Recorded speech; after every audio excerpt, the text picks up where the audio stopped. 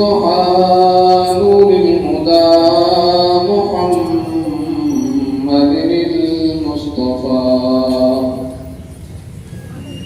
وعلى آله وأصحابه الذين هم درجات العلا. أما بعد فأعوذ بالله من الشيطان الرجيم. بسم الله الرحمن الرحيم. لقد من الله على المؤمنين إذ بعث فيهم رسولا.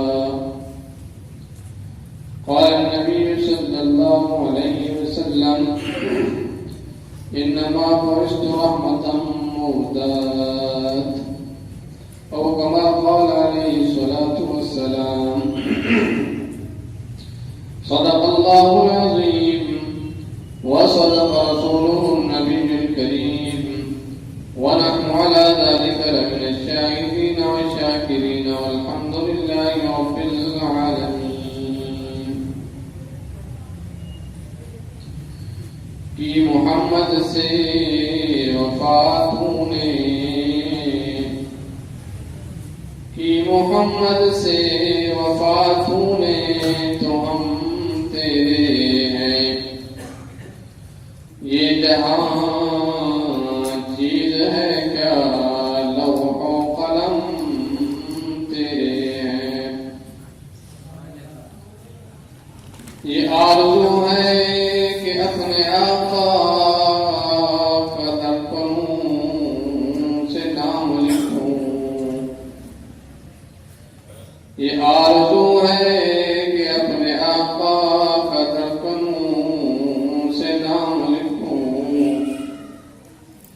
میں ایک ادنا سا امتی ہوں، میں کیسے ان کا مقام لکھوں. خدا سے الفاظ سعد عطا ہوں تو پھر میں ان پہ کلام لکھوں. پتہ نہیں یہ میری ان سے عقیدت ہے یا نسبت کا سلسلہ کہ روزے کو نہ دیکھ لوں تو جنت کو نہ تمام لکھوں. اللهم صل على سيدنا محمد النبي الأمي وعلى آله وصحبه وبارك وسلم. حضرات محترم،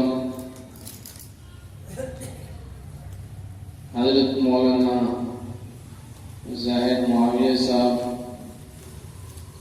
مبارکباد ہیں، مبارکباد کے مستحق ہیں کہ وہ اس غیر گزرے دور کے اندر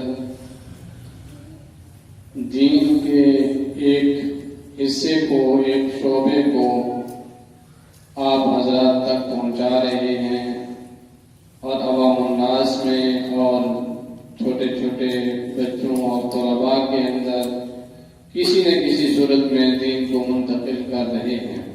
اللہ تعالیٰ ان کو جزائے خیر عطا فرمائے. حضور علیہ الصلوۃ والسلام نے فرمایا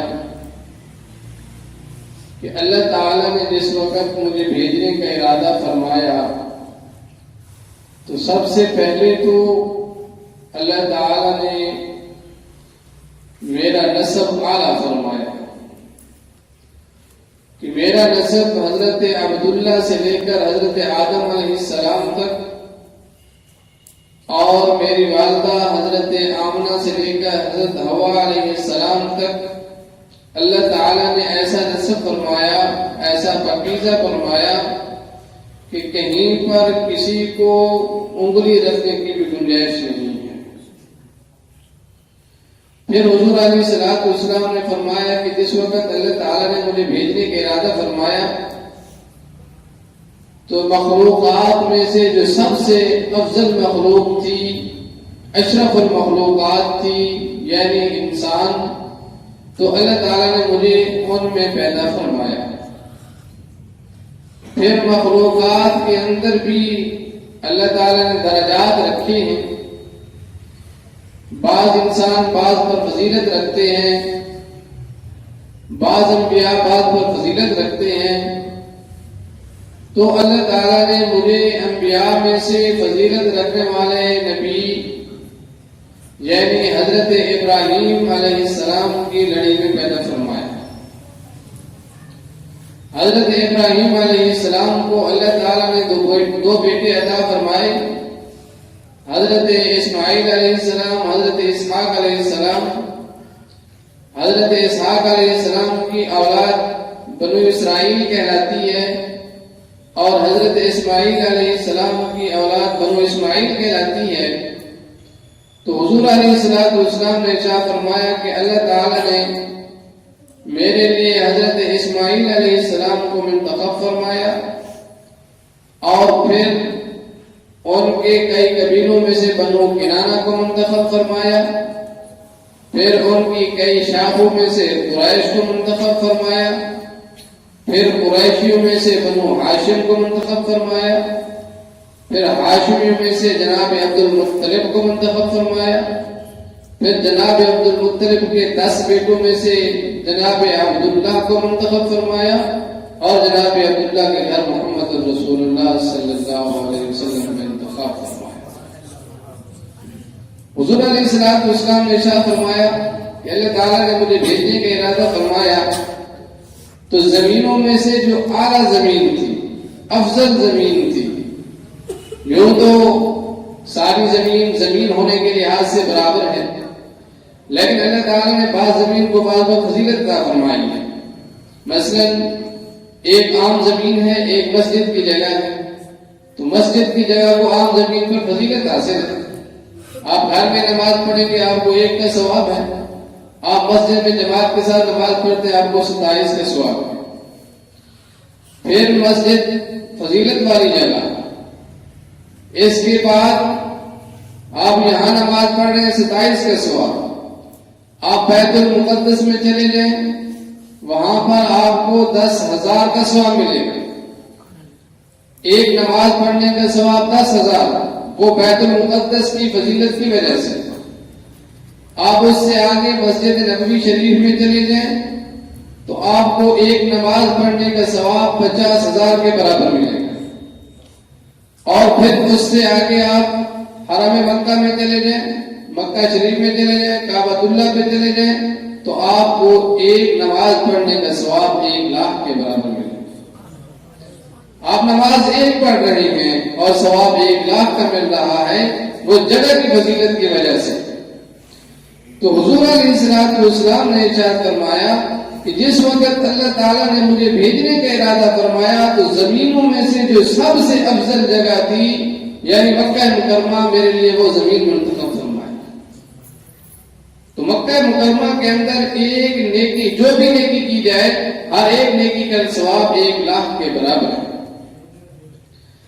اللہ تعالیٰ نے قرآن کریم میں ارشاد فرمایا قُلْ إِن كُنتُمْ تُحِبُّونَ اللَّهَ فَاتَّبِعُونِي يُحْبِبْكُمُ اللَّهُ، کہ اے محبوب اپنی امت سے کہو اگر تم اللہ سے ملنا چاہتے ہو تو آپ کی اتباع کریں، آپ کے پیچھے لگیں، آپ سے محبت کریں۔ کسی کے ساتھ جو محبت کی جاتی ہے، تعلق لگایا جاتا ہے، وہ یا تو اس کے نسب کے اعلیٰ ہونے کی وجہ سے، یا پھر اس کے حسن کی وجہ سے، یا پھر اس کے کمالات کی وجہ سے، یا پھر اس کے مال کی وجہ سے، ان چیزوں کی بنا پر کسی کو ترجیح دی جاتی ہے۔ تو حضور علیہ السلام کا نسب سب سے اعلیٰ۔ یہاں پر میں آپ کو ایک اور مسئلہ بھی یاد دہانی کراتا چلوں کہ جس طرح ہمارے لیے اسلام کے اندر کچھ چیزیں فرض ہیں، ہمارے لیے نماز فرض ہے، ہمارے لیے کلمہ پڑھنا فرض ہے اپنی زندگی میں، تو تقریباً انسان کے اوپر جو چیزیں فرض ہیں وہ 114 یا 113 کے قریب شمار کی جاتی ہیں۔ مطلب نماز فرض ہے، پھر نماز کے اندر فرائض ہے، 13 یا 14 نماز کے اندر فرض ہے، اسی طرح کلمہ فرض ہے، پھر کلمے کے اندر فرائض ہے۔ تو جو انسان کے اوپر فرائض ہیں، ان فرائض میں سے ایک فرض یہ بھی ہے کہ حضور علیہ السلام کا نسب نامہ 4 پشتوں تک محمد بن عبداللہ بن عبد المطلب بن ہاشم بن عبد مناف. تو یہ 4 پشتوں تک آپ صلی اللہ علیہ وسلم کا نسب نامہ یاد رکھنا ہر مسلمانوں کے لیے ضروری ہے اور فرض کے درجے میں ہے کہ جس طرح ہمارے لیے آپ صلی اللہ علیہ وسلم کی ذات مبارکہ وہ ہمارے ایمان کا جز ہے، آپ کے ساتھ محبت ہمارے ایمان کا جز ہے، تو آپ کے نسب کی حفاظت اور آپ کے نسب کو یاد رکھنا یہ بھی ہمارے لیے ضروری ہے. تو آپ صلی اللہ علیہ وسلم کا نسب سب سے اعلیٰ، یہ محبت کی پہلی وجہ. اور پھر محبت کی دوسری وجہ کہ کسی کا حسن اور کسی کی صورت. تو حضور علیہ الصلوۃ والسلام کا حسن مبارک جو احادیث میں بیان کیا جاتا ہے، صحابہ کرام فرماتے ہیں یتلألؤ وجهه تلألؤ القمر ليلة البدر کہ حضور علیہ الصلوۃ والسلام کا چہرہ مبارک چودھری کے چاند کی طرح چمکتا تھا. راجل الشعر، حضور علیہ الصلوۃ والسلام کے بال مبارک گھنگریالے تھے، نہ بالکل سیدھے تھے نہ بالکل خم والے تھے، بلکہ گھنگریالے بال مبارک تھے جو حسن کی ایک بہت بڑی دلیل ہوتی ہے، بہت بڑی علامت ہوتی ہے. آپ صلی اللہ علیہ وسلم کے بالوں کی 3 صفتیں ہیں، وفرہ، جمہ، لمہ، کہ آپ صلی اللہ علیہ وسلم ہمیشہ زلفیں رکھتے تھے سوائے حج کے موقع کے، جس وقت آپ نے حج فرمایا تو وہ پھر آپ نے حلق کروایا، بال کٹوائے، تو باقی حالات میں آپ صلی اللہ علیہ وسلم کی زلفیں ہوتی تھی. اور ان کی 3 صفتیں، کبھی کانوں کی روح تک ہوتی اور کبھی نیچے کانوں تک اور کبھی کندھوں تک ہوتی تھی. تو یہ 3 صفتیں وفرہ، لمہ، جمہ، یہ احادیث میں آپ صلی اللہ علیہ وسلم کے بعد مبارک کی صفتیں آئی ہیں. حضرت انس رضی اللہ تعالیٰ عنہ کی روایت ہے کہ آپ صلی اللہ علیہ وسلم کے سر مبارک کے اندر تقریباً 20 کے قریب سفید بال تھے. اس سے زیادہ سفیدی آپ کے سر میں آئی نہیں تھی، حالانکہ آپ صلی اللہ علیہ وسلم کی عمر مبارک 63 سال ہوئی، لیکن آپ صلی اللہ علیہ وسلم کے بال مبارک نہ داڑھی کے سفید ہوئے اور نہ سر کے سفید ہوئے تھے. تو آپ صلی اللہ علیہ وسلم کو اللہ نے ایسا حسن عطا فرمایا. واسع الجبین، آپ صلی اللہ علیہ وسلم کی پیشانی مبارک وسیع تھی، چوڑی تھی، آنے والے کو حسن محسوس ہوتا تھا. اور اکحل ادعج، آپ صلی اللہ علیہ وسلم کی آنکھیں مبارک سرمیلی تھی، بیچ میں سرخ ڈورے ہوتے تھے، اور یہ آپ کی آبروئیں یہ اعلیٰ تھی. بینہما عرق، ان کے درمیان ایک رگ ہوا کرتی تھی. صحابہ کرام فرماتے ہیں دبر الغضب، جس وقت حضور علیہ الصلوۃ والسلام کو غصہ آتا تھا، آپ ناراضگی کے عالم میں ہوتے تھے تو وہ رگ یوں پھڑتا کرتی تھی. ہم سمجھ جاتے تھے کہ آج آپ صلی اللہ علیہ وسلم کسی بات پر ناراض بیٹھے ہیں، آپ غصے کی حالت میں بیٹھے ہیں. سہل الخدین، حضور علیہ الصلوۃ والسلام کے رخسار مبارک نرم تھے، ریشم کی طرح نرم تھے. قص اللحیہ، آپ صلی اللہ علیہ وسلم کی داڑھی مبارک گھنی تھی، اور آپ صلی اللہ علیہ وسلم بعض اوقات اپنی داڑھی مبارک پر یوں ہاتھ پھیرا کرتے تھے. اور براب الصنایا، حضور علیہ الصلوۃ والسلام کے دانت مبارک چمکیلے تھے. لہو نور یعلو، آپ صلی اللہ علیہ وسلم کے دانتوں میں ایک روشنی ہوتی تھی، ایک چمک ہوتی تھی. جس وقت آپ مسکراتے تھے، بات کرتے تھے تو وہ چمک یوں باہر نکل کے دیواروں پہ پڑا کرتی تھی. اور صحابہ کرام فرماتے ہیں جس وقت حضور علیہ الصلوۃ والسلام خوشی کے عالم میں ہوتے تھے اور آپ کے اوپر ایک خوشی کی کیفیت ہوتی تھی اور آپ کا چہرہ کھلتا تھا کأنہ مصحبہ، ہمیں ایسے پتہ چلتا تھا جیسے کہ سونے کا ایک ٹکڑا ہمارے سامنے آ گیا ہے. اور ایک روایت میں ہے ہمیں ایسے کأنہ ورق مصحف، مسلم شریف کی روایت میں ہے کہ حضور علیہ الصلوۃ والسلام کے جس وقت چہرے پر خوشی کے آثار ہوتے تھے تو ایسے پتہ چلتا تھا جیسا کہ قرآن کریم کا ایک ورق ہمارے سامنے ہو. یوں صحابہ کرام علیہ وسلم کا نظارہ کرتے تھے. لیکن صحابہ کرام کے اندر تھوڑا سا اختلاف تھا کہ آپ وسلم کے بال مبارک داڑھی میں کتنے سفید تھے اور سر میں کتنے سفید تھے. تو بعض نے کہا 14، بعض نے کہا 17، بعض نے 19، تو بعض نے 20. تو شارحین نے اس میں تدبیر لکھی ایسا کیوں ہوا. تو ہماری اصل وجہ یہ ہے کہ حضور علیہ الصلوۃ والسلام کو اللہ تعالیٰ نے اتنا حسن عطا فرمایا تھا کہ کوئی بھی صحابی ٹک ٹکی نگاہ سے اور ٹک ٹکی نظر سے آپ صلی اللہ علیہ وسلم کے چہرے پر نظر نہیں ڈال سکتا تھا. کئی بار متفق جس کی نظر پڑی اس نے جیسے اپنا اندازہ لگایا وہی بیان کر دیا.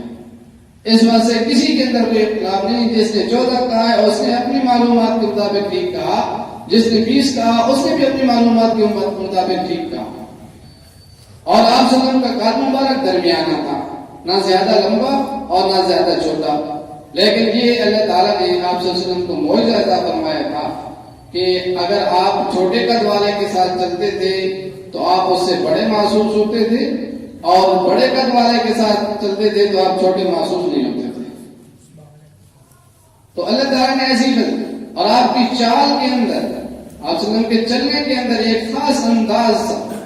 جس وقت آپ چلتے کانما یمشی, جس وقت آپ چلتے تھے ایسے محسوس ہوتا تھا کانما ینحط من سبب, کہ آپ ایک ڈھلوان سے, اونچائی سے نیچائی کی طرف آ رہے ہیں.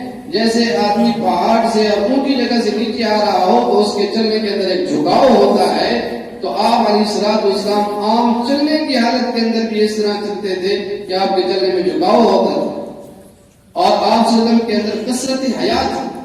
مسلم شریف کی روایت کے اندر ہے کہ آپ علیہ الصلوۃ والسلام کی آنکھ میں اتنی حیا تھی, اتنی شرم تھی کہ کماری عورتیں, پردہ نشین عورتیں, وہ آپ صلی اللہ علیہ وسلم کی حیا کو دیکھ کر شرما جایا کرتی تھی کہ ہمارے اندر اتنی حیا اور ہم بھی اتنا شرم نہیں کرتی جتنا آپ علیہ الصلوۃ والسلام حیا فرماتے ہیں.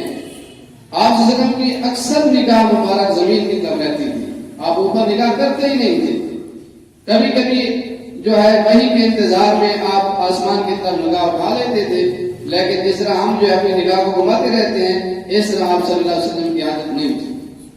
تو دوسری جو محبت کی وجہ ہے حسن اور کمال, وہ اللہ تعالیٰ نے آپ صلی اللہ علیہ وسلم کو بے شمار عطا فرمایا تھا. تو آپ صلی اللہ علیہ وسلم کا حسن میں مقابلہ بھی کوئی نہیں کر سکتا. اور تیسری وجہ کمالات, کہ کسی کے کمال کی وجہ سے انسان اس سے محبت کرتا ہے. تو اللہ تعالیٰ جو آپ صلی اللہ علیہ وسلم کو کمالات دی تھی, معجزات عطا فرمائے تھے, وہ بھی بے شمار ہیں. اس سے بھی کتابیں بھری پڑی ہیں.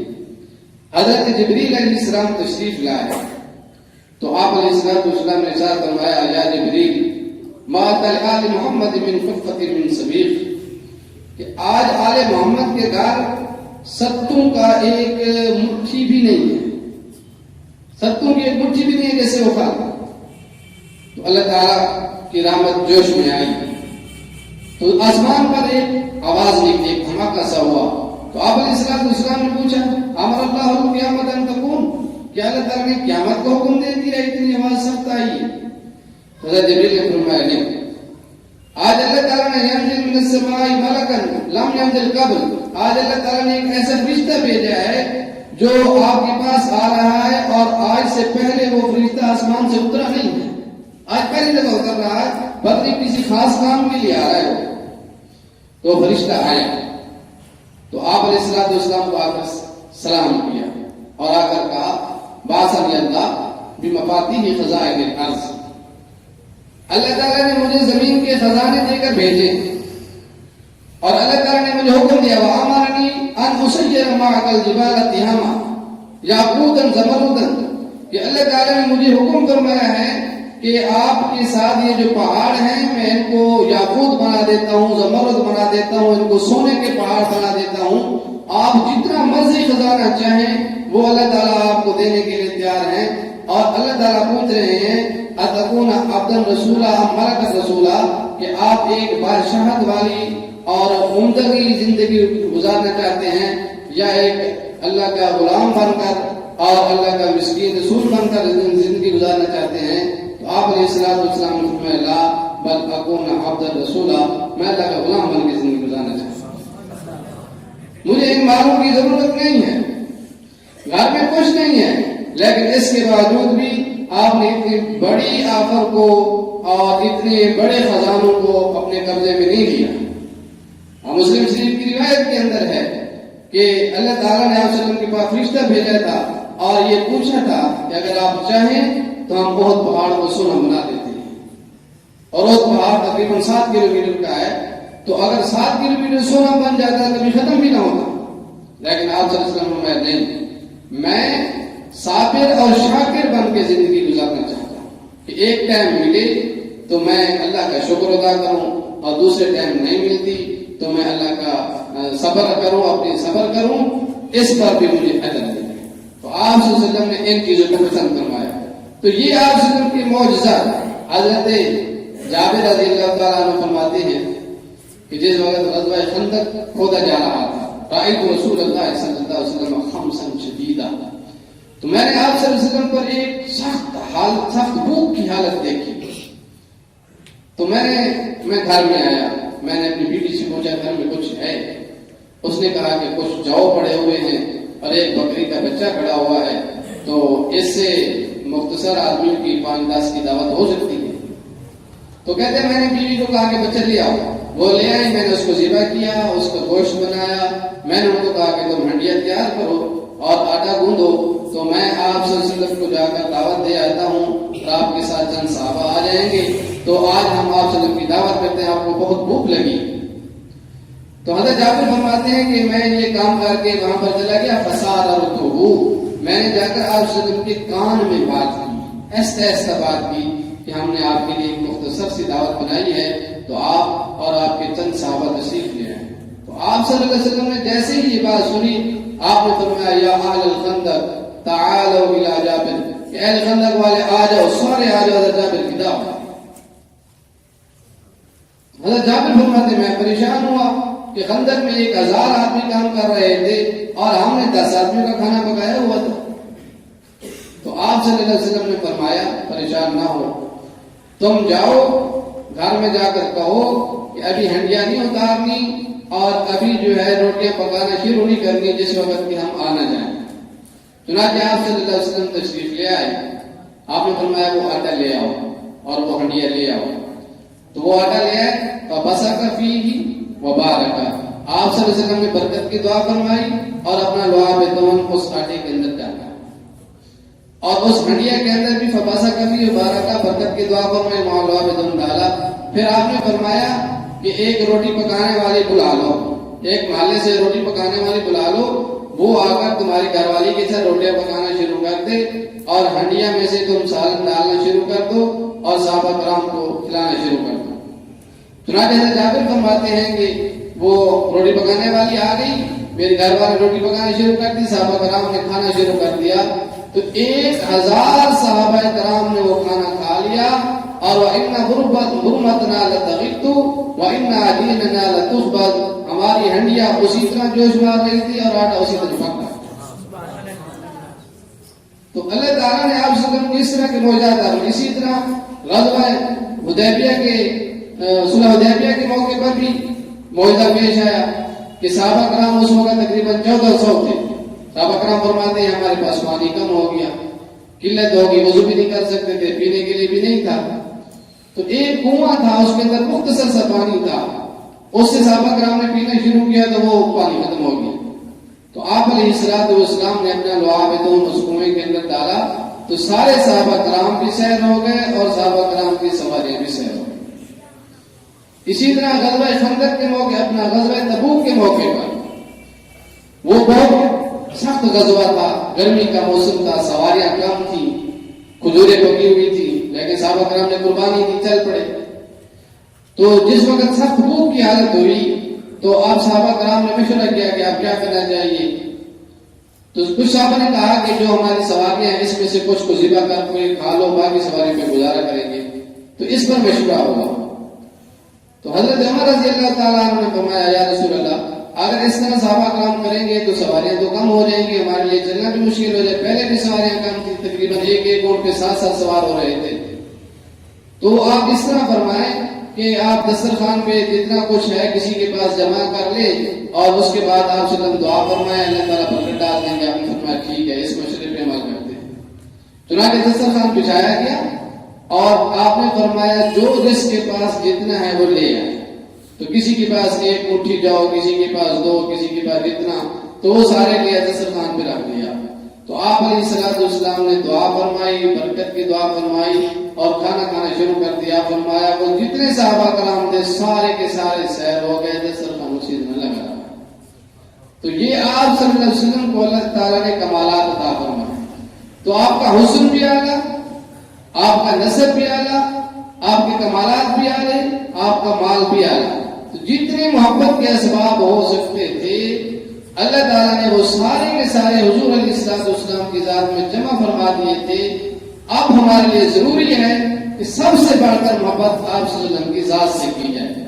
اور بلکہ خود حضور علیہ السلام نے ارشاد فرمایا ہے لا یؤمن احدکم حتی اکون احب الیہ من والدہ وولدہ والناس اجمعین، کہ جس وقت تک تم تمام لوگوں سے بڑھ کر، اپنی اولاد سے بڑھ کر، والدین سے بڑھ کر، تمام لوگوں سے بڑھ کر مجھ سے محبت نہیں کرو گے، اس وقت تک تم مومن نہیں ہو سکتے. تو ایمان ہی ہمارا مکمل نہیں بلکہ ہو ہی نہیں سکتا جس وقت کے سب سے زیادہ بڑھ کر حضور علیہ السلام سے محبت نہ کی جائے.